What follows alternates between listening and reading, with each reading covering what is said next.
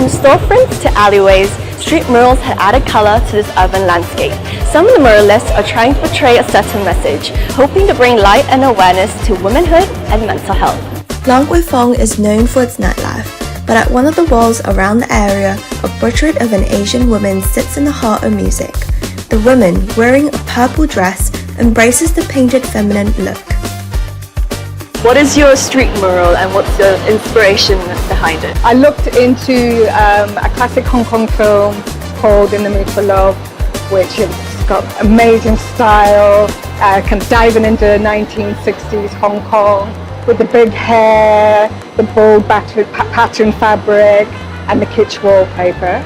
And I also wanted to reference the flower vendors who are situated right behind us, who've got a long history within the area. So basically drawing in and referencing both Hong Kong and the local area. In terms of when you work in your studio, you're quite isolated. If you talk to anybody, it's yourself or the cat. So being on the street and having lots of people and interaction it was absolutely amazing. Yeah, I really enjoyed it. I got flowers brought to me, I had a bodyguard, and yeah, so the whole community actually embraced me while I was here working. Mm-hmm. And how long did this actually take you?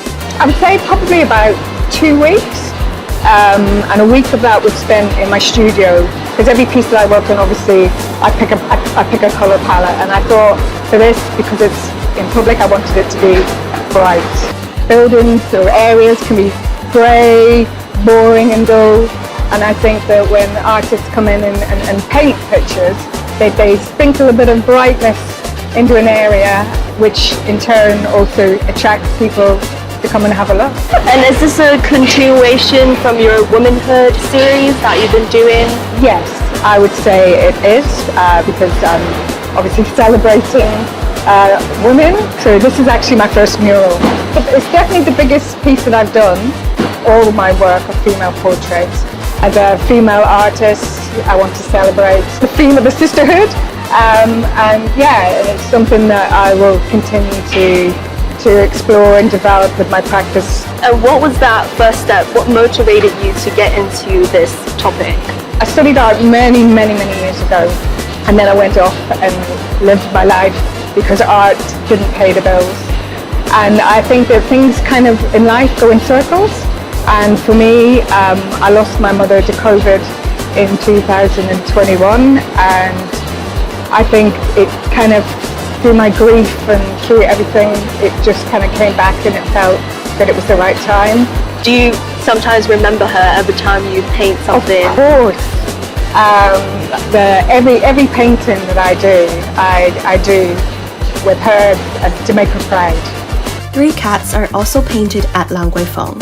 Outlined in red, they are painted with floral prints and leaves, a rather unusual sight among the alcohol and booze. Why cats? What's the story behind your street art? Okay, so they're my babies. So I adopted them 7 years ago.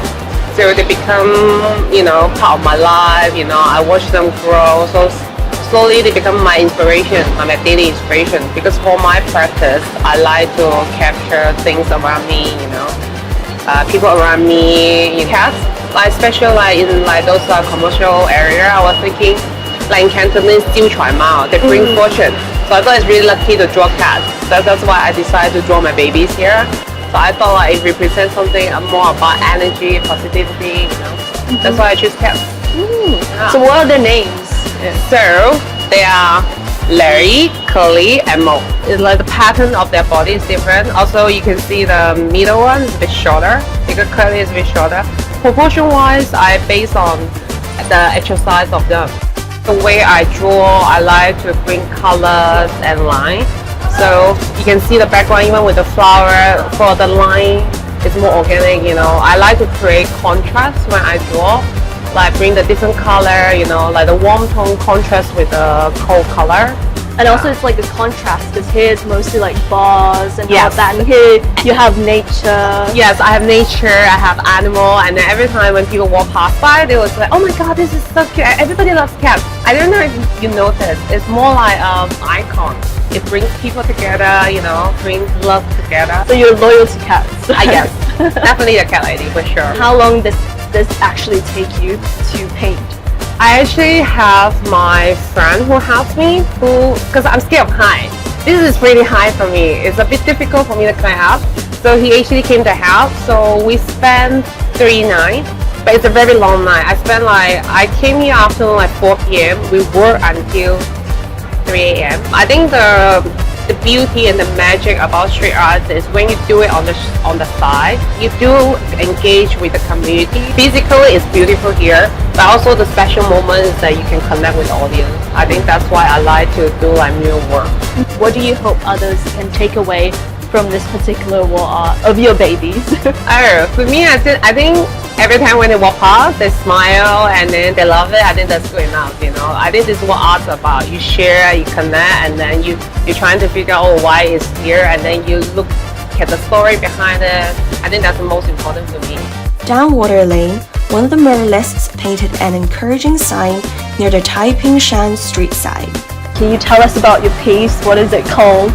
So this piece is called Look How Far You Have Come, and it's inspired by airplane chess, which is something that a lot of Hong Kongers, kind of our generation, would be very familiar with, and it's kind of evoking a sense of nostalgia, because we used to play it when we were kids, you know, before a time when we were all like on our iPads or phones.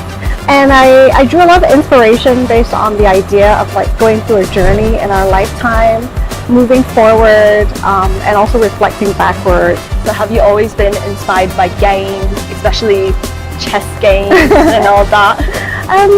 Recently I have been, yes. I've been quite inspired by kind of the modularity of game design. So if you look at a lot of like kind of old school board game designs, they're very modular, and the colors are often quite primary and flat. Recently I also did another campaign for Mind Hong Kong, which is a mental health charity in Hong Kong. And we did our campaign based on Snakes and Ladders, which is like another nostalgic board game. And that one is more to do with like the ups and downs of life, that you would kind of land on a square and it would just because you roll the dice and it landed on there and you have to slide down. But you know that it's kind of by chance and it's nobody's fault. So that's kind of looking at the mental health journey through a board game angle. And I just wanted to prompt a reflection, like, you know, we're often thinking about, oh, what to do next, where to go next, what will I achieve next, but then at the same time, you know, look how far you have come.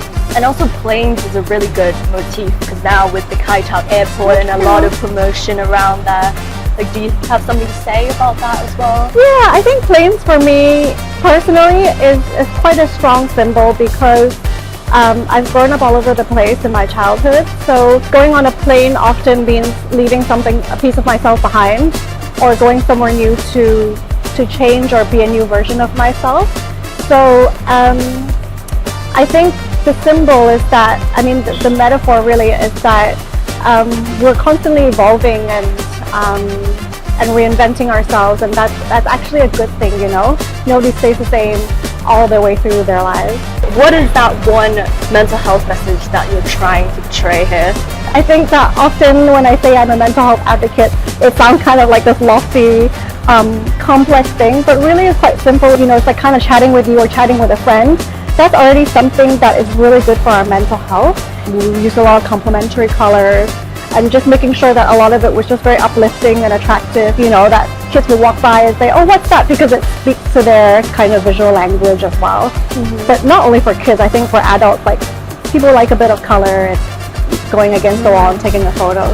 And given the nature of street art, it can be painted over and over again. Like, how do we keep this conversation about mental health going? I think I'll be very sad when it's gone, but that's kind of the nature of street art, and you know, the acceptance that comes with painting on a wall. It's that it doesn't belong to me, it belongs to everybody here.